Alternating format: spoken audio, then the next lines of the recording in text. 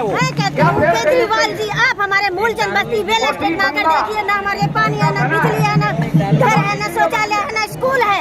हर चीज से हम परेशान हैं। अब हम ये कहना चाहते हैं, आपने हमें घर से बाहर किया, हम आपको कुर्सी से नीचे उतारेंगे। आपके पास टाइम है या तो हमें घर दीजिए, वरना आप कुर्सी से उतरने का काम अब कर लीजिए। बंद करो, बंद करो, बंद करो, बंद करो। जय किसान, जय किसान, जय भारत माता की जय। जिंदाबाद, जिंदाबाद। साथी भी इधर आए हैं, उनका भी हम स्वागत करते हैं। जोरदार तालियों से स्वागत करना है।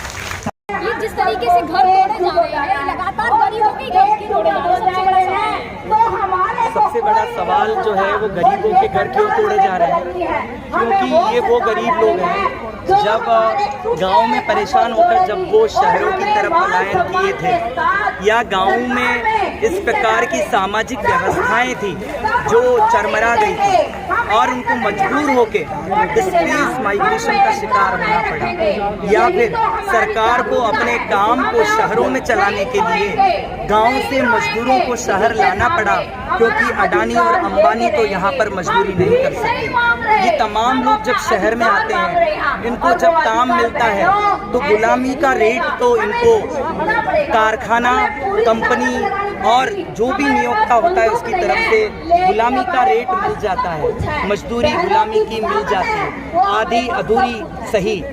अब सवाल खड़ा होता है कि सांझ पड़े घर जाना है तो किसके द्वार पर जाए।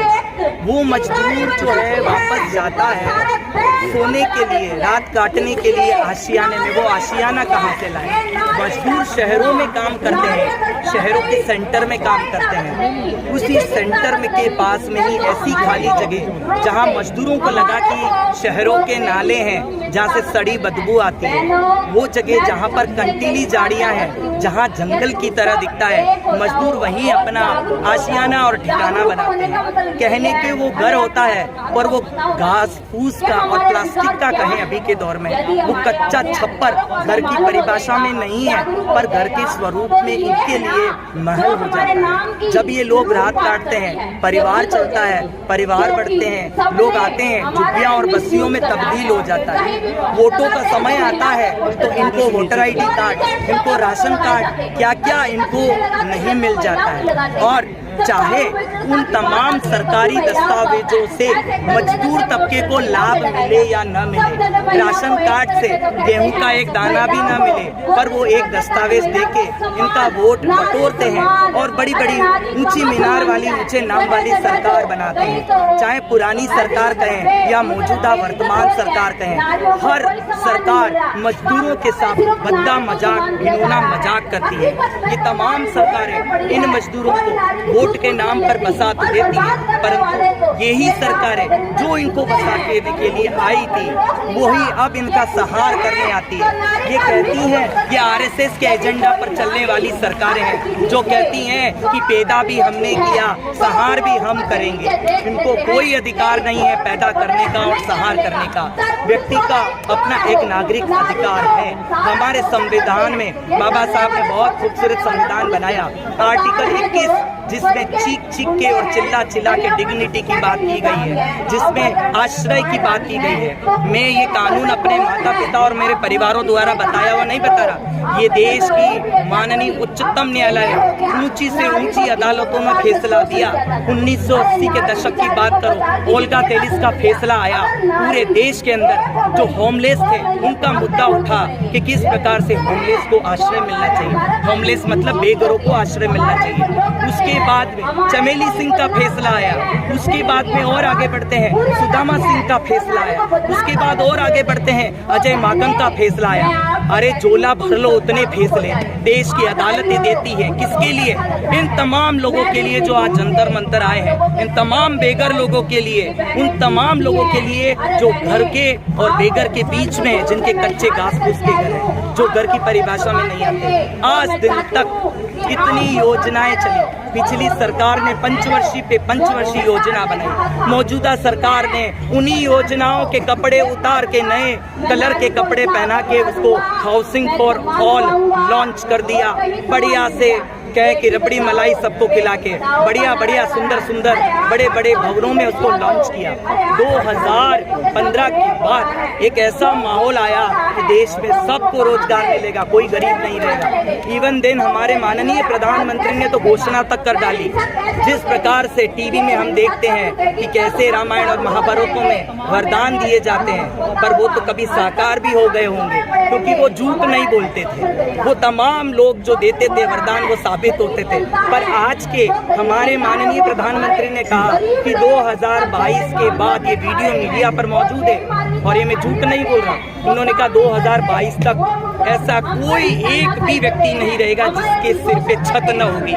2022 का सूरज ढलने वाला है, सूर्यास्त होने वाला है। ये सारे के सारे लोग, बेदखल होने वाले लोग, विस्थापित लोग जंतर मंतर पर मोदी जी को बुला रहे हैं कि आप आ जाओ, 3 महीने बाकी है, हिसाब किताब कर लेते हैं कि कितने घर मिले।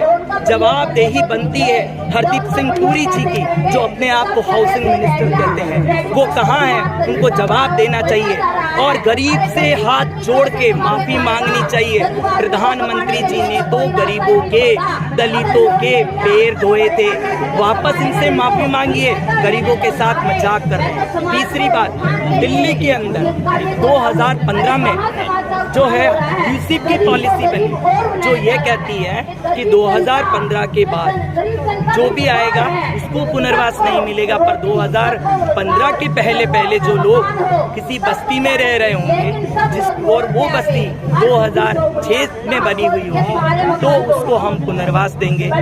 2020 में कोरोना ने हमला किया, हमारे देश में लगभग 6 लाख लोग विस्थापित हो गए, बेदखल कर दिए गए अपने घरों में से, झोपड़ियों में से, पक्के मकानों से। अरे कहीं तो आप हाउसिंग फॉर ऑल की बात कर रहे थे, यहाँ तो हमारे कच्चे छप्पर छीन लिए, हमको बेघर बना दिए, और बेघर बनाने के बाद प्रोडक्ट को बेचा जाता है। अब आपका प्रोडक्ट बढ़िया हो गया, उसके ऊपर पैकेजिंग होगा, गरीब जो प्रोडक्ट बनाकर जो घर की बात कही, छत की बात कही, प्रधानमंत्री जी ने कहा था कि जब घर होगा, घर में नल होगा, नल में जल होगा। क्या लगता है दिख रहा है? अरे वहाँ पर नल में जल कहाँ से होगा? जो कह रहे थे कि आपकी जहाँ पे झुकी वही मकान होगा, जल तो बहुत कोसों दूर की बात है, वहाँ तक हम पहुँच नहीं पाएंगे।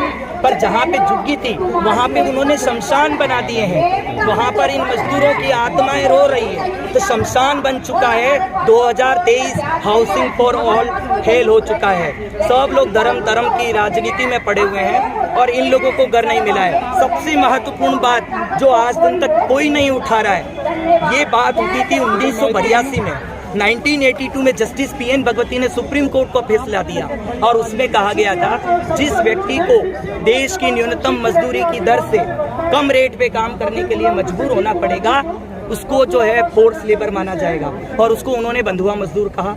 अब देश के अंदर ये वो तमाम लोग अपने घरों से निकलने के लिए मजबूर हो चुके हैं, ये मजबूर परिस्थितियों में आ गए हैं, इसलिए ये मॉडर्न डे स्लेवरी है। कितनी फैमिली ये आधुनिक दास्ता और आधुनिक गुलामी है। अभी तक लगभग 6 लाख तो बेदखल कर दिए गए, और हजारों की तादाद में जो यहाँ पर लोग बैठे हुए हैं, इनके अभी चाहे आप कस्तूरबा कॉलोनी का उदाहरण ले लो, चाहे आप शकरपुर ले लो, चाहे आप फरीदाबाद के कृष्णा नगर, दयाल नगर, संजय नगर, एसी नगर, इन तमाम कॉलोनियों को नोटिस गए हुए हैं।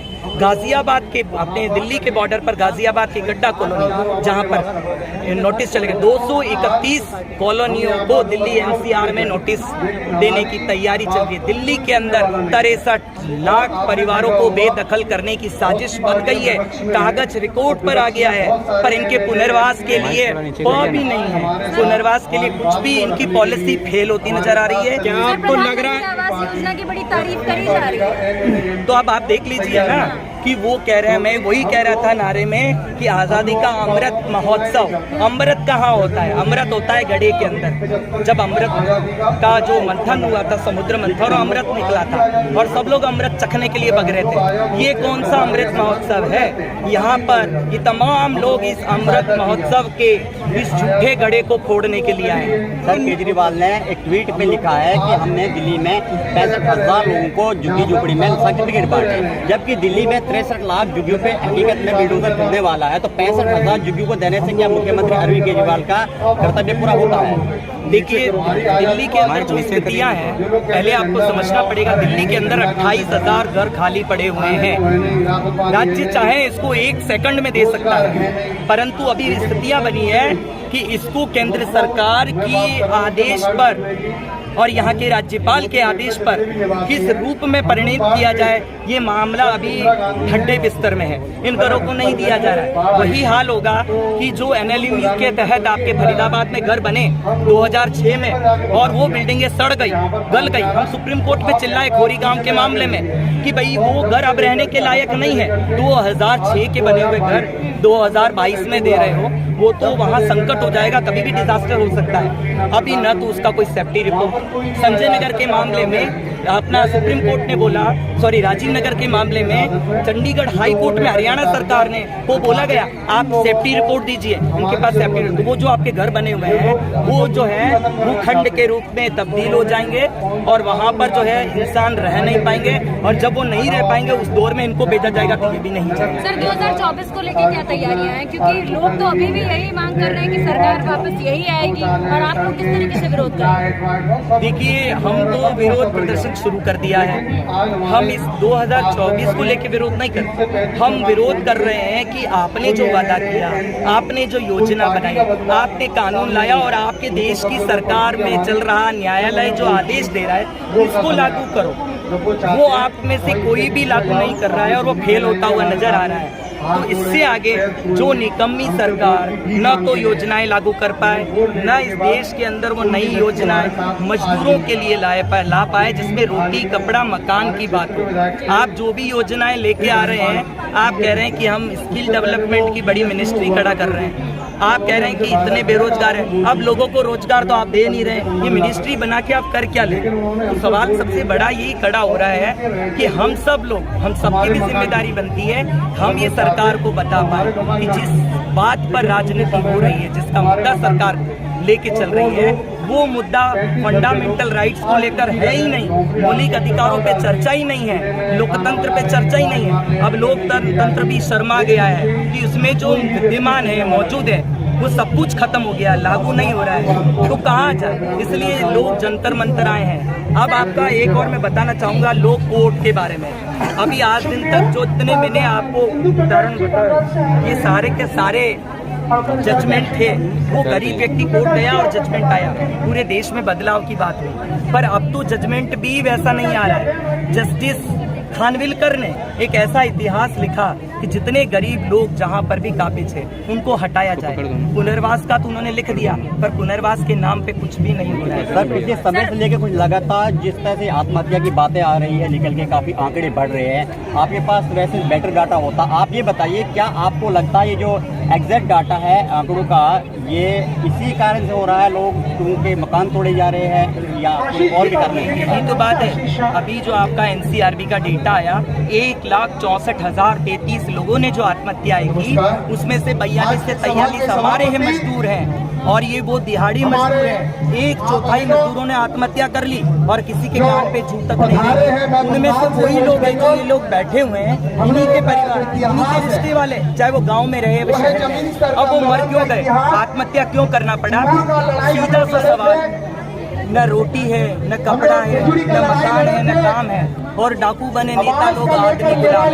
ये मॉडर्न क्या डिमांड कर रहे हैं सर? वो देखिए 2024 में आप कह रहे हैं कि यही सरकार आएगी, तो आपके कहने से लिए जनता इसका जवाब देगी। जनता जो है इसका जवाब देगी कि 2024 में कौन आएगा। सवाल ये नहीं है, अरविंद केजरीवाल ने आम आदमी पार्टी बनाई, इसी जंतर मंतर की धरती पे वो यहाँ पर प्रोटेस्ट किया करते थे। और फिर वो आगे निकलते हैं। जब तक आप शिक्षा, आवास, भोजन का मुद्दा नहीं लेंगे तब तक जो है आप आगे नहीं जाएंगे। यहाँ पर मैं किसी भी आम आदमी पार्टी का प्रशंसक कतई नहीं कर रहा, किसी भी सरकार ने आवास नहीं दिया, परंतु मैं इस बात को बड़े ठोक के कह रहा हूँ कि जब तक आप मजदूर को सम्मानजनक मजदूरी नहीं दोगे वो अपने घर का सपना पूरा नहीं कर पाएगा। और रही बात आपकी योजनाओं की, आवास की, तो वो योजनाएं उस रूप में लागू ही नहीं हो रही है जिस रूप में उसको लागू होना था। आपके 100 के 3500 साल लग जाए, ये PMAY का जो प्रपोजल है ऐसा ही रहे। दिल्ली में जो है आवास देने का काम मुख्यमंत्री अरविंद केजरीवाल का है। हम मानते हैं यहाँ पे केंद्र शासित राज्य है या पूरी पावर उनके पास नहीं, लेकिन अपनी रिपोर्ट वो केंद्र को सबमिट कर सकते हैं और जैसे वो पहले कोर्ट के जरिए काम कर सकते वैसे भी कर सकते थे। लेकिन मुख्यमंत्री अरविंद केजरीवाल का जो सर्वे पिछले 8 साल से पूरा नहीं हो पा रहा है, झुग्गी झोपड़ी का। तो सही कहा आपने, इसमें कोई दोहराई नहीं है कि उसका अभी तक सर्वे पूरा नहीं हो पा रहा है और ये सर्वे अभी चल ही रहा है। और ये सर्वे अपना क्या रिपोर्ट देता है, इसके ऊपर सरकार कहाँ स्टैंड लेती है, तब हम उस सरकार के बारे में कुछ कह पाएंगे। हम पहले उनको तारीफों के पुलंदे नहीं बांध सकते। सरकार अगर इनको घर देती है, चाहे वो केंद्र की सरकार हो चाहे राज्य की सरकार हो, हम दोनों ही सरकार के लिए कह रहे हैं। जो सरकार इन बेदखल विस्थापित लोगों को पहले घर देगी, 0 इविक्शन पॉलिसी लागू करेगी, हम उस सरकार का भुगतान करेंगे। सरकार को 8 साल लगते हैं सिर्फ 3 करोड़ की आबादी को आइडेंटिफाई करने के लिए। वो सरकार के लिए आप क्या कहना चाहेंगे? 140 करोड़ की जनता में अगर उन्हें जनगणना करनी होगी तो इस हिसाब से उनको 200 साल लग जाएंगे। वो तो इसीलिए तो कह रहे हैं कि इतने साल तक लगाते रहेंगे जब तक उनकी सरकार ही चली जाएगी। तो अब आगे का क्या है आप लोग का फैसला, आगे क्या करना चाहिए? हम तो हमारे आज सारे लोग इकट्ठा हुए हैं, हम लोग बैठ के अभी योजना बनाएंगे, देखते हैं शाम तक हमारा क्या प्लान आता है। हम इसी प्रकार से विरोध करेंगे, जहाँ जहाँ पर वो झूठ बोलेंगे वहाँ पर हम सच्चाई को लेके जाएंगे, सच्चाई का परचम फैलाएंगे। और विरोध करना, प्रदर्शन करना हमारा अधिकार है जिससे कोई हमें रोक नहीं सकता। इसलिए आज यहाँ पर आए, पर सबसे पहली मांग है विस्थापित को रोकिए और दूसरा शहर के अंदर 20% लैंड मजदूरों के लिए संरक्षित रखना पड़ेगा। अब ये जमीन की लड़ाई है, अब ये खाली आवाज पे नहीं सीमित। हम लोगों को अवैध नाजायज लेके वहाँ से उजाड़ा जा रहा है। हाँ, मगर हमारी कई पीढ़ियाँ वहाँ पे बीत चुकी है, हमने भी वहीं जन्म लिया और आज तक वहीं रह रहे हैं। ये निर्भर नहीं है कि ऐसे भी हैं जिन्होंने हमारी आवाज उठाई, हमारा साथ दिया है, तो उनकी बदौलत हम 4 साल से अभी उजाड़े नहीं गए। मगर ऐसा नहीं है कि हम उजाड़े नहीं जाएंगे। अब आगे का हमें कुछ पता नहीं है। सरकार हमें ही नहीं पूरे देश में अपनी सत्ता का मतलब ये प्रदर्शन कर रही है। बुलडोजर बाबा, नहीं बुलडोजर राज और मखौल उड़ाया जाता है हम झुग्गी झोपड़ी वालों का। सरकार तो कहती है आप अवैध जगहों पर रहते, सरकारी जमीन में कब्जा जमा के बैठ गए हो। सरकार कहती है हम अवैध जगह पे रहते हैं, हम तो कहते हैं सरकारी अवैध है, उसका क्या वजूद है हमारे यहाँ? जब हम ही नहीं, एक परिभाषा होती है ना, पब्लिक बनाती है सरकार को, जब हम अवैध तो ये सरकार भी अवैध है। लेकिन कैसे डालते हैं आप लोग? हम वोट डालते हैं, हमारा राशन कार्ड है, वोटर ID कार्ड है, पहचान पत्र है, आधार कार्ड है, सब कुछ है। जब वोट डालते हैं तब नहीं हमें बताया जाता। नहीं, जब अपने वोट ले लेते हैं वो, हम अपने माँ बाप के तो होते ही होते हैं, उनके भी हो जाते हैं, उस टाइम तो हमें वो गोदी में भी खिला लेते हैं। अच्छा, केजरीवाल जी कह रहे हैं कि हम झुग्गी वालों को बहुत ज्यादा प्यार करते हैं, क्या कहेंगे? हाँ, वो फर्जीवाल है। जब नव आए थे तो एक जुनून था उनमें, तो शायद उस टाइम पे वो काम कर गए थोड़ा बहुत, मगर अब उन्हें भी हवा लग गई है विदेशों में घूमने की, बड़ी बड़ी गाड़ियों में घूमने की। महिलाओं को तो बड़ी सुविधाएं दी जा रही हैं केजरीवाल जी की तरफ से। उन्होंने कहा वो दे रहे हैं, जिस दिन हमें मिलेगी तब हम कहेंगे दे रहे हैं। आप हमारे यहाँ चलिए, हम खुले में जाते हैं। बस यात्रा आप लोगों को फ्री है, तीर्थ यात्रा ऐसे तो लाखों करोड़ों योजनाएं हैं जनता के लिए, जिनके नाम पे ये सरकार फंड लेती है, रिलीज करती है, मगर वो खाली उनकी जेब तक सीमित रह जाते हैं। हमारे लिए तो एक बड़ा सा पर्चा फर्रा तैयार कर देते हैं, ये कंडीशन सारी पूरी करो तब हम देंगे, और ना वो पूरी होती है ना हमें मिलती है। कहाँ तक रह जाती है? उन्हीं तक रह जाती है। आप भी कुछ कहना चाहेंगे? सरकार तो कह रही है कि इनका यही काम है, ये हर जगह कहीं भी जाके सरकारी जमीन पे कब्जा जमा देते हैं।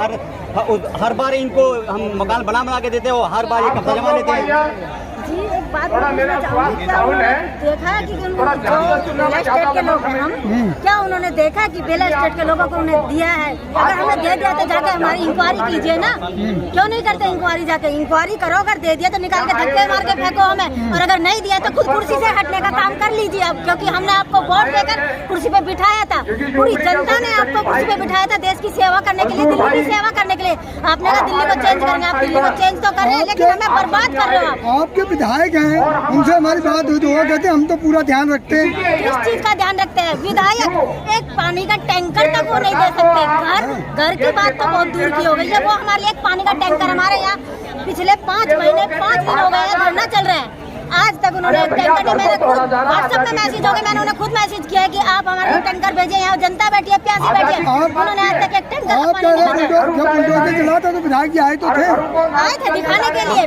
वो दिखाने के लिए आया था कि हाँ मुझे जेल में बंद करो, मैं यहाँ अपना दिखा देता हूँ कि मैंने इनकी मदद की है। लेकिन अगर मदद करने वाले तो केजरीवाल वहीं पे बिल्कुल साइड में वो आ जाए तो घर रुक ही नहीं सकते। लेकिन उनका इशारा होता है 5 मिनट रुको, हम यहाँ से निकल जाएंगे, उनके बाद उनका घर तोड़ना। दिल्ली के बाहर के राज्यों में दिल्ली की बड़ी मिसाल दी जाती है। अरविंद केजरीवाल कहते हैं आप आके मेरे दिल्ली में देख लीजिए, मैंने पानी फ्री कर दिया, बिजली फ्री कर दी, बसें फ्री कर दी, महिलाओं को मकान दे दिए। कहाँ है वो? मैं कहती हूँ केजरीवाल जी, आप हमारे मूलचंद बस्ती वेल एस्टेट में आकर देखिए ना, हमारे पानी है ना, बिजली है ना, घर है ना, शौचालय है ना, स्कूल है, हर चीज से हम परेशान है। अब हम ये कहना चाहते हैं आपने हमें घर से बाहर किया, हम आपको कुर्सी से नीचे उतारेंगे। आपके पास टाइम है या तो हमें घर दीजिए, वरना आप कुर्सी से उतरने का काम अब कर लीजिए। जनता ने आपको देश की सेवा के लिए बिठाया था, अब यही जनता आपको नीचे खींच के उतारे। सरकार कहती है आप कुछ करना ही नहीं चाहते, आपको मुफ्त का चाहिए सारा कुछ। हमें कुछ मुफ्त का नहीं चाहिए, हम मेहनत का ही खाना चाहते हैं, हमें नहीं चाहिए उनका फिर कुछ भी। हमें अपना घर चाहिए, हमें पेरिस बन रही है दिल्ली, पेरिस बनने जा रही है। किस काम की? जब हम लोग हमारे घर हमारी कब्रों पे वो पेरिस बनाएंगे, बना रहे हैं ना बड़े बड़े फ्लाईओवर, उनके नीचे हमारी कब्रें खुदी हैं, हमारे घर दबाए गए, हमारे खेत छीने गए और उन पे सीमेंट पोत के हम गरीबों की कब्र बनाई गई है। तो बना रहे हैं ना पेरिस, गरीबों से छीनते हैं वो। नींव खुदाई में हमारी बली हो रही है और उस नींव में हमें दबाया जा रहा है। सरकार कहती है वहाँ जंगल वहाँ कोई रहता ही नहीं है। अगर रहते नहीं तो इतनी जनता कहाँ से आई है? तो हो गई, एक शख्स से पूछिए वेल एस्टेट ये चिड़ियाघर में फोड़ केजरीवाल आज अच्छी तरह से देख ले, हमारे पास टाइम हम बंदर पे आए हैं दिखाने के लिए। केजरीवाल के काम की विदेशों में चर्चा हो रही है। अपनी दिल्ली तो संभाले, पहले दिल्ली के लोगों को संभाले, लोगों को दबा दिया, परेशान कर दिया, दुखी कर दिया, मरने पर मजबूर किया है। आज हम धरने में बैठे हैं उन्हीं के कारण। अगर वो दिल्ली को संभालते उसके बाद जाते ना देश में, हम भी कहते हाँ हमारा केजरीवाल जिंदाबाद, लेकिन हमारा केजरीवाल मुर्दाबाद, क्योंकि उसने हमारे लिए कोई सुविधा नहीं की है। दिल्ली में अच्छा काम करने की वजह से उसको विदेश से इनवाइट कर दिया कि आप आइए हमारे यहाँ भी, आप अपना फॉर्मूला बताइए कि कैसे इनवाइट किया। बिल्कुल झूठ बोल के उन्होंने जो टीवी पे चैनल पे दिखा के कि मैंने महिलाओं के लिए ये कर दिया वो कर दिया। हम महिलाएं हम बोलते ना हमारे लिए कुछ नहीं किया। एक बात बोलती हूँ कि एक जो शहर में होते हैं आप लोग दरवाजे बंद करके सोते हो ना, रात को कोई चोर ना आ जाए, कोई उग्रवादी ना आ जाए। हम महिलाओं से पूछो जो ये सारे लोग हैं यहाँ घर तोड़ दिए गए, सड़कों पे आ गए। आज इनकी बेटी बहुओं की सुरक्षा कहाँ पर है बताइए मुझे। वो कह रहे हैं हमें दिल्ली की जनता बहुत चाहती, दिल्ली का बेटा बोलती है। बेटा वो बेटा नहीं है, हमको पैरों के नीचे कुचलने वाला नेता है, क्योंकि उसने हमारी जो हालत किया आज वो पैरों को ठोकर में आने के काम कर। क्या संदेश देंगी केजरीवाल जी को? मैं कहना चाहती हूँ आपके पास टाइम है, अगर आप चाहते हैं कि आपकी दिल्ली की जनता आपका नाम ले तो जितनी भी जनता रोड पे बैठी है उन्हें मकान में बैठाइए, पक्के मकानों में बैठा दीजिए, और वरना आप कुर्सी पर से उतरने का काम अब कर लीजिए। यही संदेश देना चाहती हूँ। केजरीवाल ने कहा कि मुझे जनता ने उठा के बिठाया, मैं अपनी मर्जी से चलूंगा, जनता मेरे से खुश है। आप बताइए खुश हो नाराज हो? नहीं, वो जैसे कहते हैं बहुत से लोग होते हैं अपने घर मकान की ना पुताई कलाई बाहर से बड़ी अच्छी कर देते हैं, तो देखने में लगता है कि इसमें बड़े सभ्य लोग और वैभवशाली लोग रहते हैं। वही काम केजरीवाल सरकार ने किया, अंदर भंगार भरी ऊपर से कली है, अंदर तो इसके हार्टों की नली है। मतलब बाहर से इसने दिखा दिया है थोड़ा बहुत काम करके, मानते हैं इसने शिक्षा के क्षेत्र में स्कूलों को, जो गवर्नमेंट स्कूल है उनमें काम किया है, जो काम करते हैं उसको हम सलाम करते हैं, मगर बहुत सारी ऐसी चीजें हैं जिसे इसे काम करना बाकी है। दिल्ली से जहाँ से ये उठा है, जहाँ से इसकी छवि बनी, पहचान बनी, पहले उसको पूर्ण रूप से सुधार दे। वो बाहर से कली पुताई करके खाली इतने चमक दिखा के वो काफी नहीं है। अंदर के लोग हैं हम बहुत पुराने लोग हैं, हमें भी कुछ, हमारा भी उत्थान करे। जो हमारे मौलिक अधिकार है ना, एक नॉर्मल जीवन जिंदगी जीने के लिए, बिजली पानी का, शौचालय का, भोजन का और छत का, ये तक नहीं है हमारे पास। फ्लाईओवर में से 500 करोड़ में बचा के दिया तो है आपको बिजली पानी और सब कुछ फ्री। आप हमारे यहाँ आइए, अगर हो तो मुझे, आज मैं बोल रही हूँ, अगर हो तो मुझे जेल में डाल दे केजरीवाल सरकार। केजरीवाल पार्टी है, अगर नहीं दी है तो वो वहाँ कह रहा है या खुद को जेल में क्या नाम है आपका? अपने पद से इस्तीफा दे। क्या नाम है? मेरा नाम रेखा है। केजरीवाल कहता मैं कट्टर पार्टी हूँ। कट्टर पार्टी, कट्टर, देशभक्त, ईमानदार, देशभक्त। हम भी इस देश के वासी हैं, हम भी वोट डालते हैं, चुनाव में अपनी भागीदारी देते हैं। वो कट्टर है तो हम भी इस देश के कट्टर निवासी हैं। जिंदाबाद, मजदूर एकता जिंदाबाद, बस्ती की ताकत जिंदाबाद, इस देश का मजदूर जिंदाबाद।